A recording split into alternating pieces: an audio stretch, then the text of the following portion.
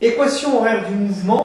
Et précédemment que AY est égal à G, l'accélération sur l'axe Y est égale à petit g. Autrement dit, que vaut la vitesse Vy? Eh bien, c'est égal à G fois T, puisque Vy est la primitive de la fonction Y.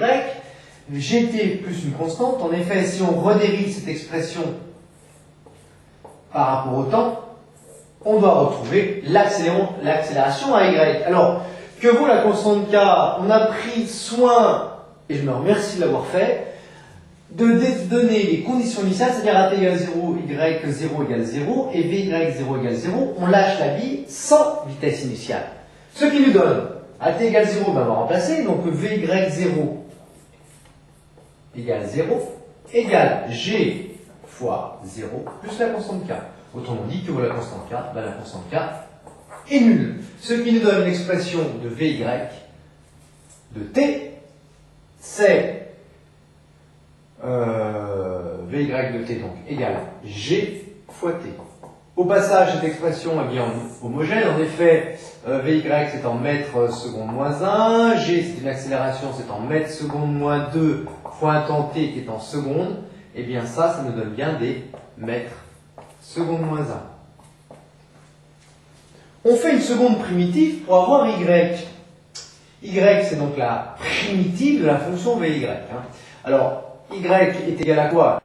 1 de G T carré plus une constante. En effet, si on redérive par rapport au temps cette expression, on va bien retrouver quoi? Eh bien, si on redérive 1 demi de gt carré, on va retrouver 2 fois 1 demi, ça fait 1 fois g fois t, gt.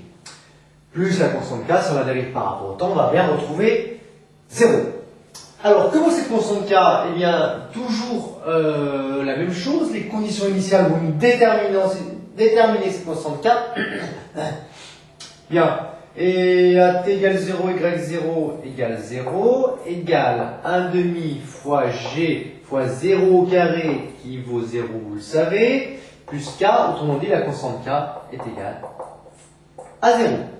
Ce qui nous donne l'équation horaire de y, c'est 1 demi de gt carré. L'équation horaire, pourquoi? Parce que dans le mot équation horaire, il y a équation et un signe égal, et horaire parce qu'on a y qui est donné en fonction du temps.